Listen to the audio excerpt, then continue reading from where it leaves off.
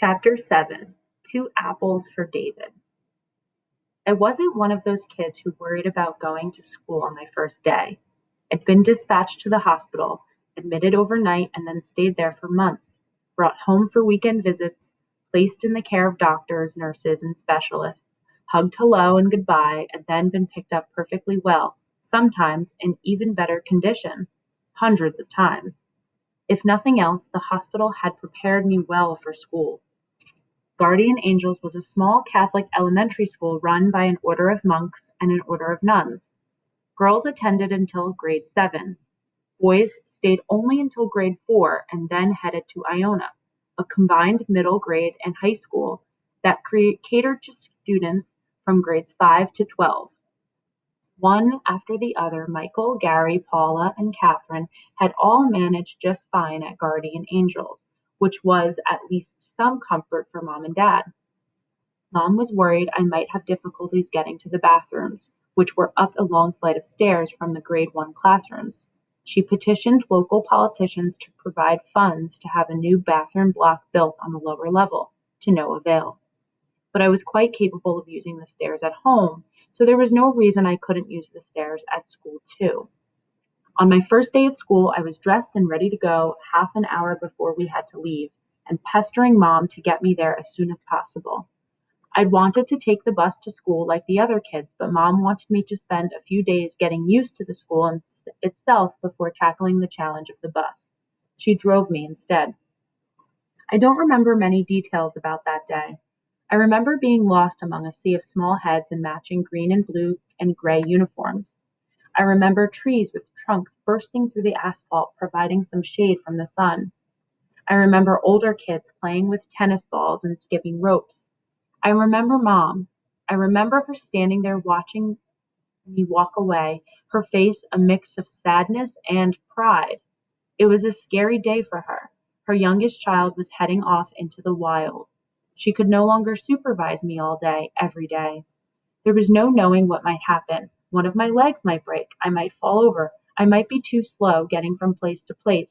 I might be teased. But I survived that first day unscathed and returned home happy and excited. On the second day, Mom walked me to the top of the long, steep steps down to the grade 1 classrooms. I'll be okay, Mom, I said, letting go of her hand. She looked nervous, but nodded. Two-thirds of the way down, another grade 1 boy came up the stairs heading straight for me. He was walking right alongside the rail.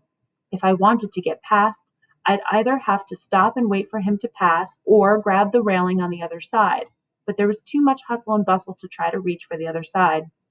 I didn't know what to do, so I just kept walking, hoping the other boy would get out of my way. He didn't, and when we reached each other, we both stopped. I looked back for Mom, but could not see her among the wave of kids.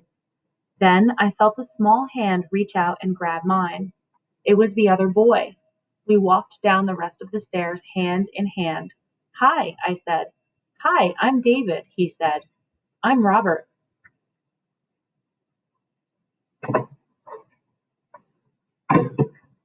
David had dark hair and olive skin and spoke in quiet, clipped tones. Our classroom was at the bottom of the stairs and had long wooden racks outside where we left our school bags. David took my school bag from me and started shoving others out of the way and put mine down. Then he took me into the classroom. David did exactly the same thing the next day. I'd made my first friend at school. At the start of the second week, David went to get my bag. Leave it, David, I said. I can do it myself. Luckily, David was getting something out of the friendship too. Mom was sending me to school with sandwiches and an apple. I wasn't always overly keen on eating the apples and kept giving them to David. It was only fair, I thought, given how much he helped me. Mom eventually found out rather than insist I eat my own apple, she started sending me to school with 2 apples. Now, Robert, she said, there's one for you and one for David, okay? I nodded. Do you understand you can both have an apple? Yes, Mom, I said. 2 apples, I understand. I took the 2 apples to school. One day when Mom came to pick me up, she saw David and asked if I had given him one of my apples. No, David replied with a wide smile. He gave me 2 apples. That first week of school, I did break my leg. I was going up the stairs to meet Mom when one of the metal shafts snapped. Dad, David helped me to the car. Dad phoned the people who made my legs, and they said it could be repaired by anyone who had a spot welder. So Dad took the leg to the local service station to see if they could weld it together. He walked in and explained what he needed. Sorry, mate, the service station owner said. Too busy. It was the same story with the second. At the third service station, the owner took one look at my leg and listened to Dad's explanation. This is what I call an urgent job, he said. Then he welded my leg back together, good as new. After a few weeks, Mom let me start catching the bus to school with Paula and Catherine. The bus stop was about 5 minutes away. We had to walk up a small hill to the top of our street, around the corner, and then up another small hill. The first time I only made it up our street and around the corner before stopping. I need a rest, I said. Why? Paula asked. My legs aren't used to it, I said. We haven't got far to go, she said. I just sat down on the side of the road. You've got 1 minute, Paula said. After a few more weeks, I adjusted to the journey and could do it more quickly and without having to rest.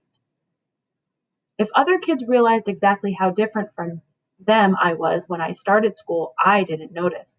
Eventually, it became obvious when my classmates started asking me questions, the sort of questions Mom and Dad usually answered for me, and I didn't know what to say. It started to add up pretty quickly. My very first math lesson. Some kids didn't seem to care how I looked, but for every kid who didn't care, there were 10 who did. One gray Monday morning, a few weeks after school started, Mom hurried me to get dressed for a hospital appointment. Mom, can you put my long pants on? No, Mom said. I've got shorts here for you. Why would you want long pants on? I stayed silent. You don't really want to wear long pants, do you? She asked. Yes. Why?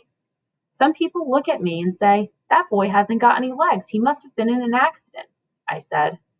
You don't really care about that, do you? Mom asked. Yes, I do. People really aren't trying to be unkind when they say that. If you wear your shorts, they'll be able to see how clever you are and how well you can manage and all the things you can do that they can't do. I still didn't want to, but I wore shorts. Medical dramas made it even harder for me to blend in at school. In August 1978, the hospital did a scan that showed a half-inch wide pocket of infection around some of the bones in my forehead. Infections can eat away at bone, so this was serious. It had the potential to undo all the good work the doctors had done. Dr. Atkinson told Mom and Dad he needed to operate to see what was going on. Both my parents were on edge, but especially Dad. He now regretted letting me have the big operation because it seemed to him that afterward I was constantly ill. Before I had been ugly but healthy. At home, Mom received a bulky envelope from the school that she assumed was schoolwork I'd missed out on. Instead, there were letters from every grade 1 student, all reading, Dear Robert, we love you very much and we hope you will get better soon. The operation to investigate the infection was very short. After 2 hours, one of my doctors greeted Mom and Dad at the operating room door. He told them the surgeons had cleaned out the infected area. They had removed a small piece of wire and silk that had failed to dissolve after my operation that previous February. I went home at the beginning of December just in time to finish grade 1. Spending months away from school didn't really hinder my education. I'd learned the lessons I was supposed to learn and done well enough to start the year to progress to grade 2. After a year of being exposed to other kids, I knew most of them didn't have squashed noses or dents in the sides of their head where their eyes used to be. Other kids had legs. You could tickle their feet. I started to realize that each of the kids I regularly saw in the hospital had something different about them. There was the kid in a wheelchair. There was the kid with a strange lump on his neck. But I also started to see them at school, too. There was the kid with the hair lip. There was the kid with the flaming red hair and pale white skin. There was the girl who was already taller than all the boys in the class. There was this one really skinny kid and all the fat ones. Each one had something different about them. I just had different differences.